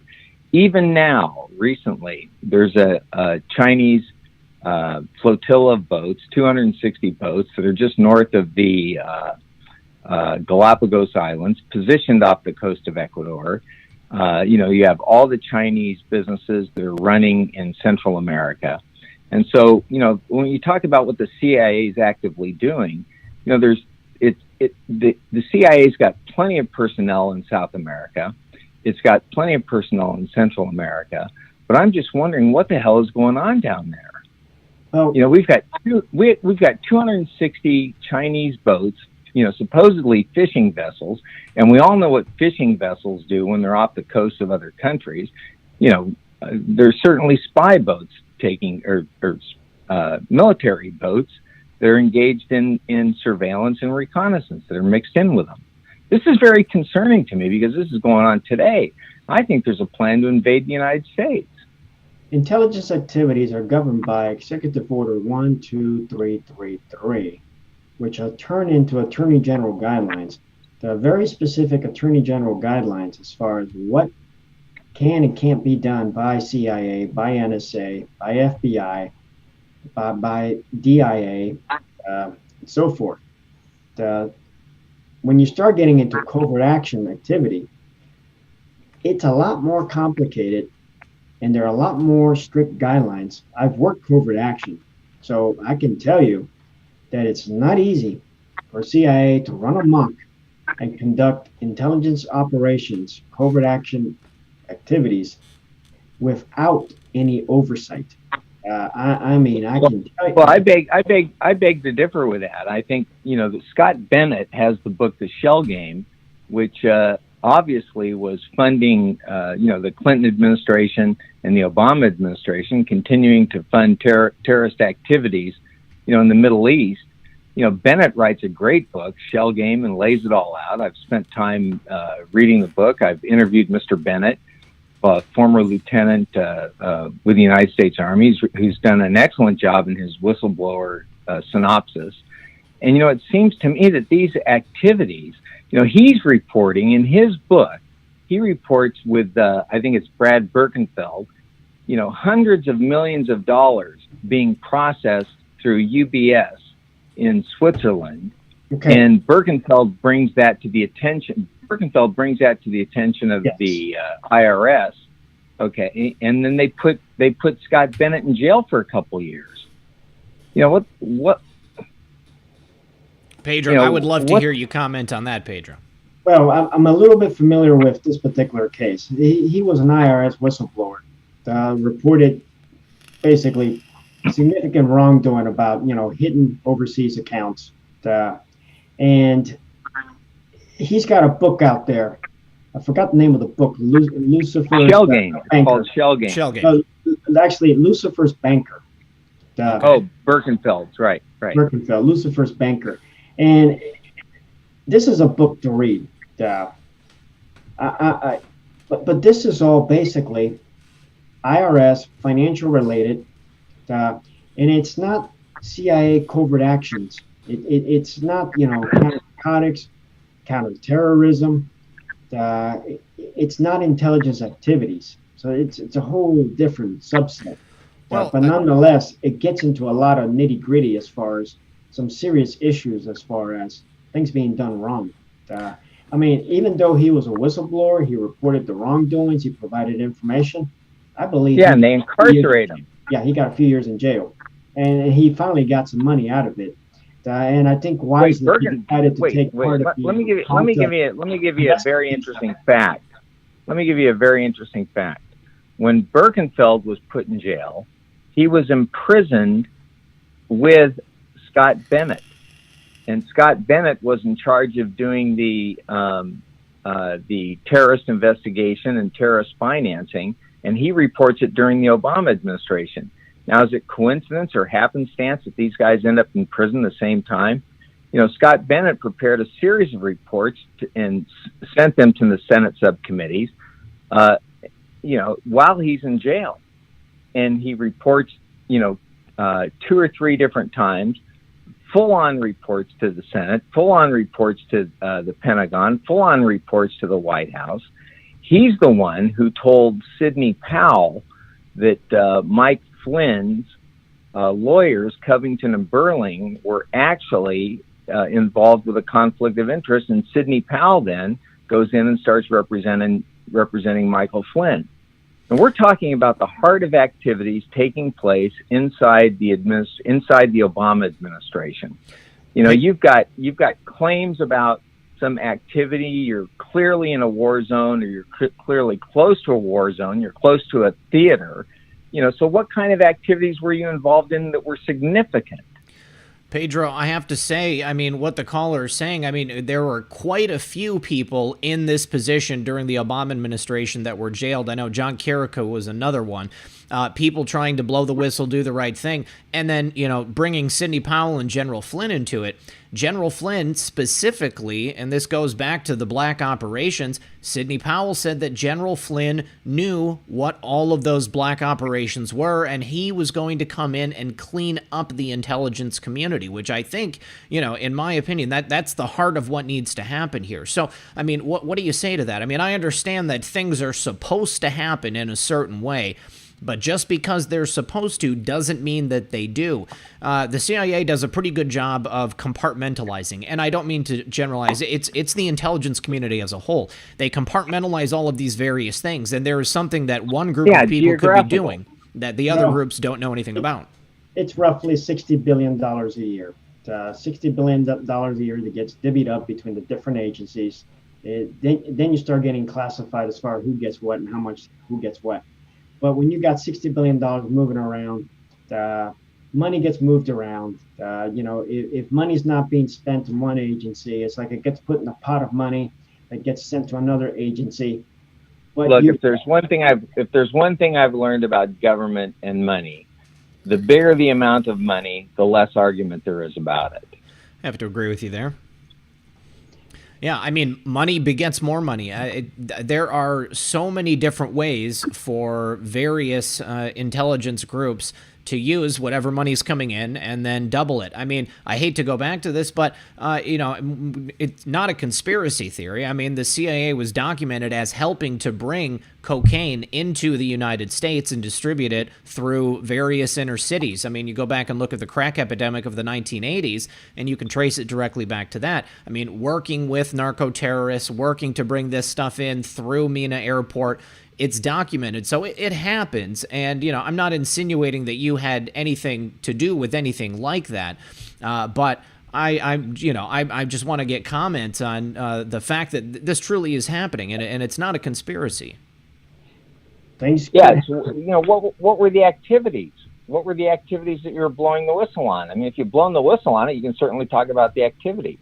Well, I mean, you go ahead and say it again, but you were blowing the whistle on waste. It was just mismanagement of the base. The way the base was mismanaged with personnel, with resources. Not doing. What level were you? What level were you so that you could ascertain whether or not there was waste? I was a deputy chief of base overseas on a war zone base, working for a chief of base, and the chief of base, nice lady.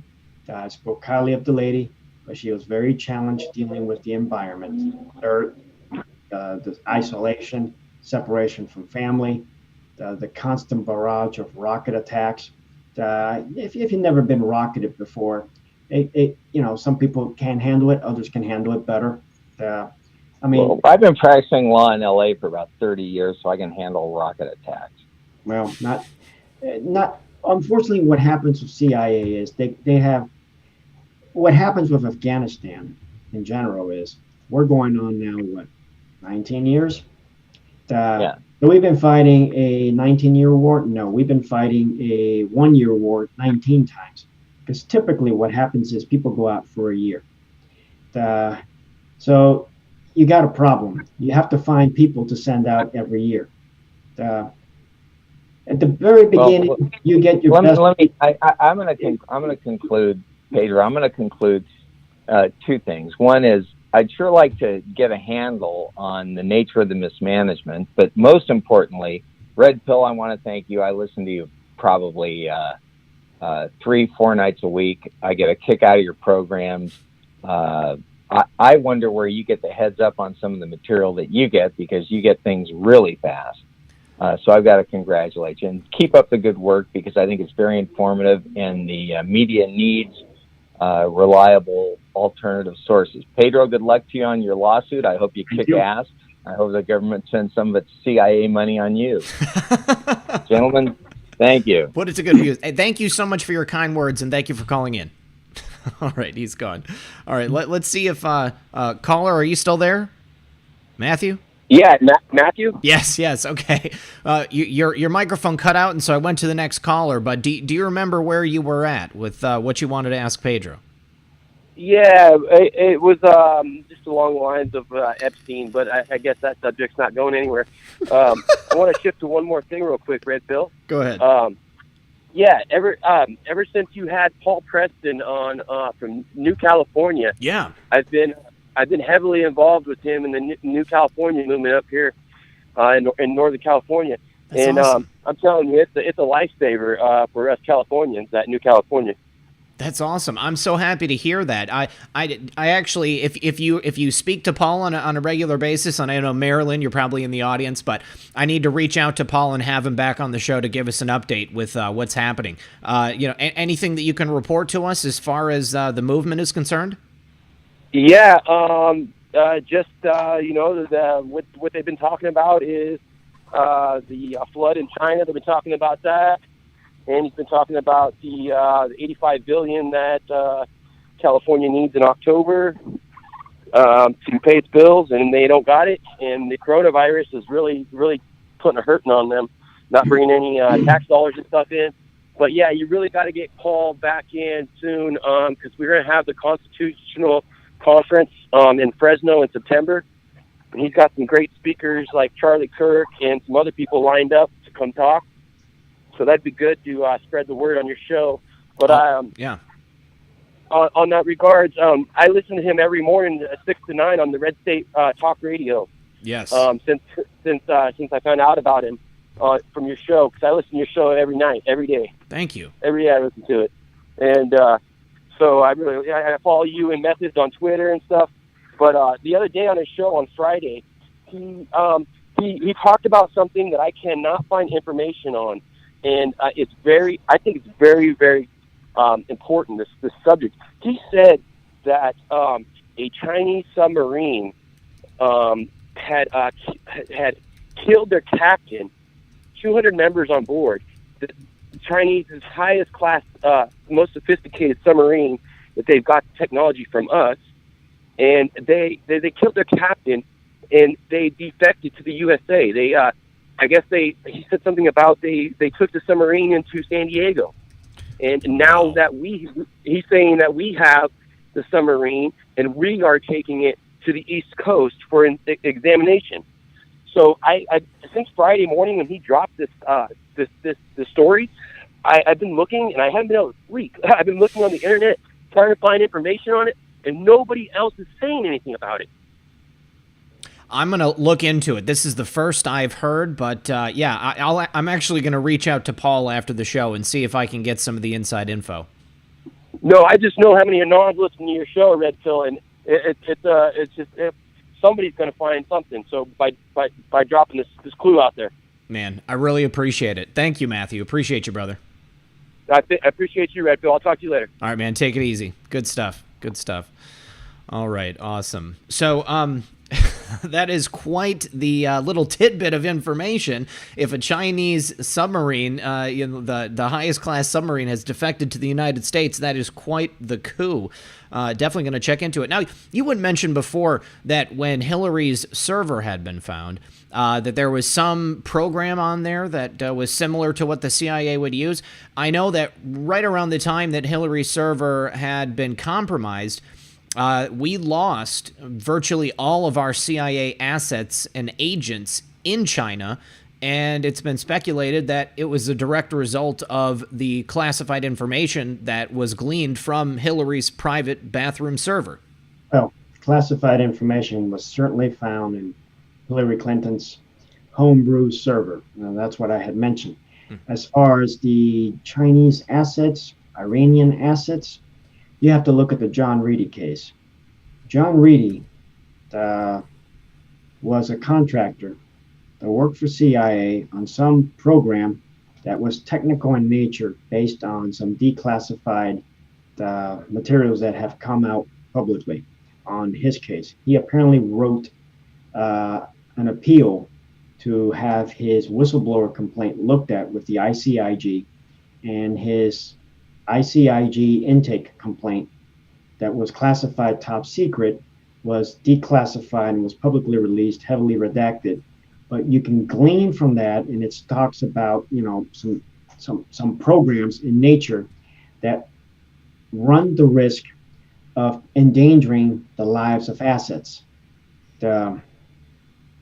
We see reporting that came out from Yahoo back in, I believe it was, I'm trying to remember the date, yeah, late 2018. Late 2018, there was an investigative report from Yahoo that claims that the John Reedy allegations were about covert communication systems that were compromised by Iran, and the Iranians ended up rounding up countless assets. The information may have been, not been, maybe more than likely shared with the Chinese, which probably led to the uncovering of Chinese assets. So it appears to have been a technical compromise that was reported by a whistleblower at CIA. The whistleblower at CIA told his management that you got to fix this problem, because if you don't fix it, we could lose assets. Instead of fixing the problem, they fire the individual. John Reedy gets fired.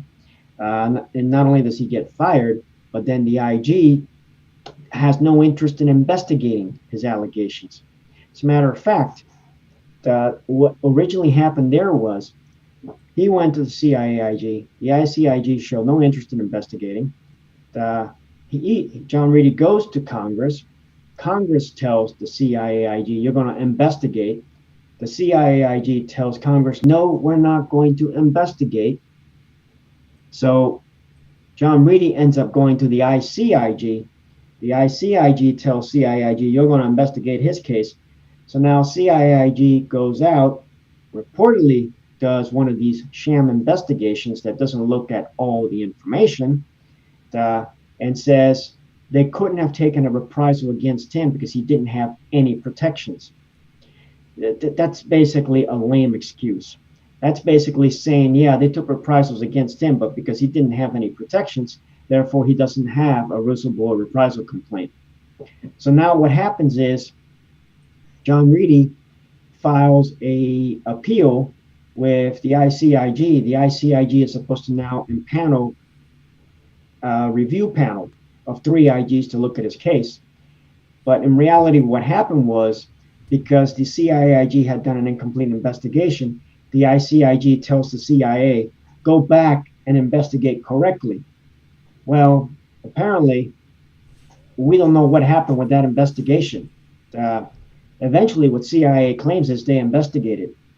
But then when John Reedy goes back to the ICIG to try to get some action, they decide not to impanel an executive review panel. So bottom line is, there are no protections for whistleblower in the intelligence community. If you are an intelligence community employee and you are in a position where you have uncovered fraud, waste, abuse of authority, significant and specific endangerment to public safety, and you report it, you're doing it at your own peril. They're going to end up basically blackballing you, kicking you out, bullying you out. We never got to my part of my story on how, when I finally confronted their fecklessness, that they start sending security against me. Security actually comes out against me, and they start trying to intimidate me. like telling me, be lucky you have a job. Be happy with the job that you have. You need to tone down. Do you mean that they would come physically and say this to you, or would they send you messages? I mean, it almost sounds like gang stalking. Basically, what happened is I ran into another brick wall in late 2017. I needed a new attorney, and they started blocking my efforts to get a new attorney. Being undercover at the time, I had to get approval to get an attorney because I couldn't tell the attorney who I worked for. So, I mean, their attitude was, well, you can hire an attorney, but you can't tell them who you work for, and you can't tell them anything. So it's insanity. I mean, how can I hire an attorney if I can't tell them who I work for and I can't tell them what the allegations are? Yeah, how would they go about fixing it? I finally had enough of that crap, and I pushed it all the way to DNI Coates, P. Denny Gordon. So DNI Coates, P. Denny Gordon got a stream of emails from me on all these whistleblower reprisal, mucked up, lack of protections, bullying, cover up, obstruction. They saw the proof. I sent them proof to them. P. Denny Gordon actually responded back to him and says, yeah, I know there's some IG issues and we're working to get some IGs in the intelligence community. You need to report these problems to ICIG, which is the Council of Inspector Generals. So when I got up to that level, CIA security decides to investigate me as a threat to the workforce. So they send in 2 investigators, and the 2 investigators flat out told me, you're not a threat to the workforce. What can we do to help you? I told them, I got to find out what is the status of my initial whistleblower complaint investigation. The CIA IG refuses to give me any answers. The second thing is I need a new attorney. I filed proper procedures. I followed the procedures internally to get a new attorney, and the CIA Office of General Counsel was obstructing that process. Well, CIA security chain of command didn't like the information that I provided, so they said that because I got up, and what I did was I told the investigator, imagine if somebody takes a chair, smacks you with it, beats you up. When you're finally on the floor, they start just kicking you. And when you get up and you try to get, address these issues, you're basically all beat up. I'm all beat up. I mean, I gave them the examples of all the job denials, all the issues as far as problems I ran into. Somebody in the Office of Security said I had threatened a security officer by picking up a chair. I never picked up a chair. And that I was going to slam a chair against a security officer. So what they did was the director of security sent an emissary, one of his deputies, one of the deputy chief security officers in the entire security department called me into a meeting. I just need 15 minutes with you. He basically told me, you need to be happy to have a job. You're being a little bit passionate about resolving these issues. I turned around and I told him, you're being passionate, denying me my due processes, denying me my rights, obstructing my ability to resolve these issues. So we parted ways.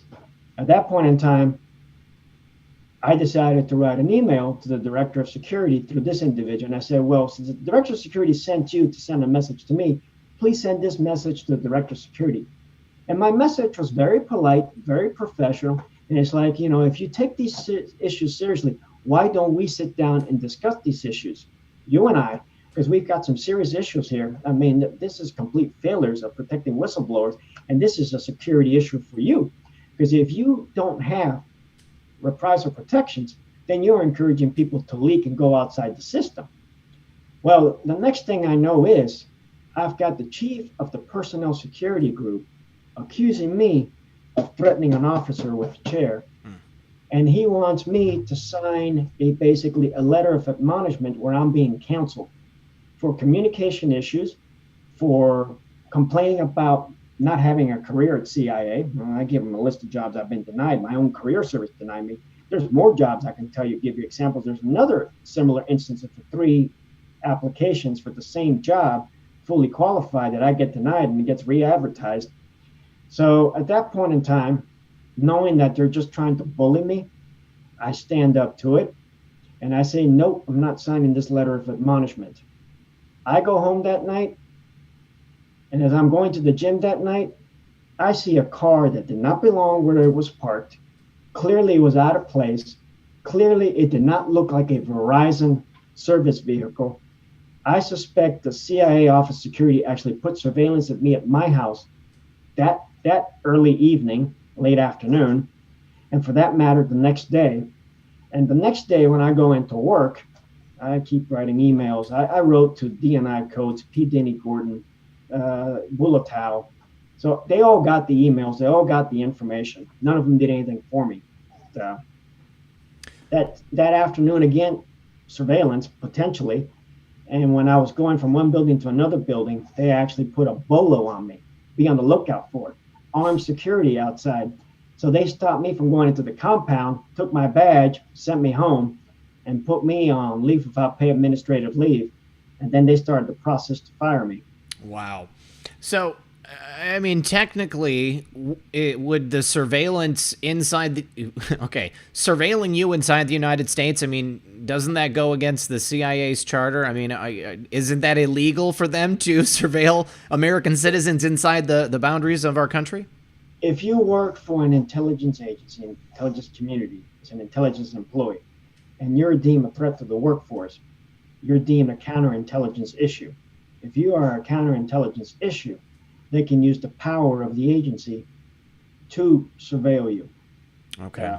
It's very questionable because they cooked up false charges against me. Right. So that's when you get into fraud, abuse of authority, gross mismanagement. So then you've got some other issues there. All right. Now, we've only got 4 minutes left. I have another super chat question. And I'll be honest, I don't even know if you're going to be able to answer this considering. But we know that the United States essentially helped to create Al-Qaeda. We armed the Mujahideen against the Russians in Afghanistan, and then that morphed into Al-Qaeda. And it's been said that Osama bin Laden initially started out as an asset for the United States, and potentially with their CIA that were training the Mujahideen there in Afghanistan. Do you know anything about Osama bin Laden, his role, and anything having to do with it? I personally don't know anything, but that's all plausible. That's just the way, unfortunately, foreign intelligence, that's the way foreign relations work. Your enemies today could be your friends tomorrow. Your friends tomorrow could be your enemies today. That just happens. Yeah. All right. Do you know anything about the United States' role in Afghanistan as far as the production of poppies and then heroin? Have you ever witnessed anything about that, or did you hear anything about that? Because I've had some friends in the military, and they stated outright that they were tasked with guarding poppy fields, which were then being harvested to create heroin. That I don't know, but what I do know is that it's almost like a losing battle to try to fight the poppy growth in Afghanistan. It's kind of like the war on drugs, fighting the cocaine flow into the United States from South America. We've been at it, 35, 40 years, and we're still at it. We're far from winning it. With Afghanistan, it's very similar. And with Afghanistan, with an armed insurgency, with a weak army over there, weak police force, and with so many tribes, it's very easy for them to grow poppy. As far as us getting involved, I can't answer that. I never saw it. I never saw it. Okay. At this point, you've mentioned we've been in Afghanistan virtually 2 decades at this point. What is the mission now? I mean, we've been there for so long. Initially, it was, obviously fighting terrorism. Then it was nation building. And now it seems that there's just been 2 decades of waste. You've got a couple American bases. You've had some infrastructure projects which really didn't go anywhere. And you've got a lot of money that's been spent with virtually nothing to show for it at this point. Well, I was in Afghanistan in 2010. When I was in Afghanistan in 2010, summer 2010, we started a search to retake the surrounding areas of Kandahar City, Kandahar Province, Pkwy, so forth. It turns out that, originally we took over those areas of Kandahar in 2001, 2002. Well, when I was there in 2010, we were talking to the Canadians and the Australians, because the Canadians, to a degree, own that area. They did the same thing in 2007, 2008. 2007, 2008, the Canadians worked to retake from the Taliban the Kandahar areas. We were doing it in 2010. I'm back in Afghanistan in 2014, 2015. Now I've got special forces talking to me, saying we need intelligence, we need help. We're working with our Afghan partners to retake from the Taliban areas in the Kandahar province areas. We're fighting a war in which we take territory, we cede territory. The same territory we retake, the same territory we retook, we allow it to go back to the Taliban.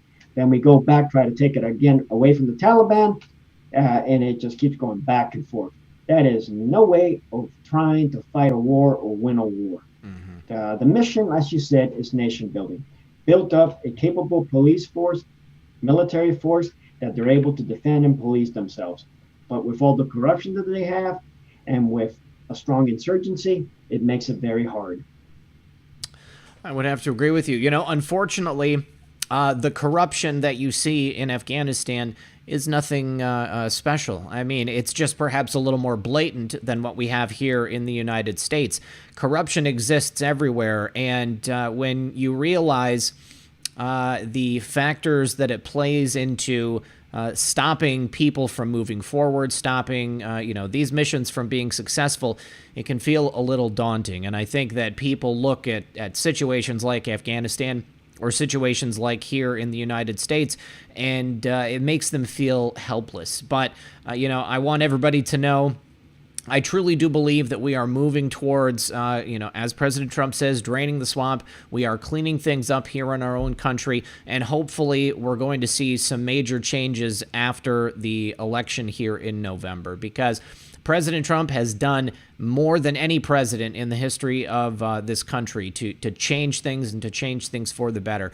And I think that as we move into a second term, he's going to have those restrictions lifted off of him to a much greater degree. And, the people that are working to stop him from moving forward with his plans and, fulfilling his campaign promises, they're going to, it's going to be a fruitless endeavor once he gets into a second term. Well, Pedro, I want to thank you for being here with us tonight. What do you want to leave the audience with?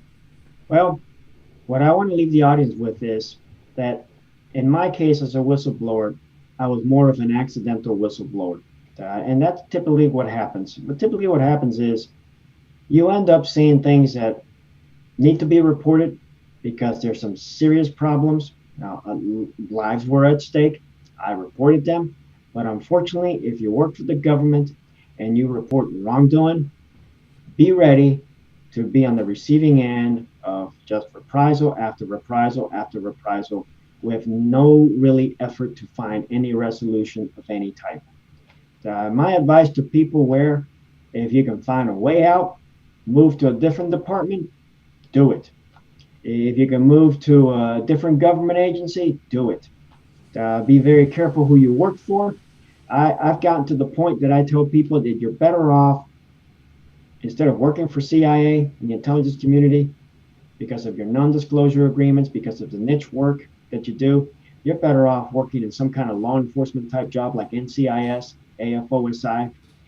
Get your law enforcement or even FBI law enforcement, because with your law enforcement, 1811 as is known, you're going to have a lot more flexibility working for the government, and for that matter, even in the private sector. I leave that, folks, for their sake, considering employment. As far as for me, you can catch me at Twitter, Pedro Israel Orta. Every once in a while, you'll catch me going on a rant.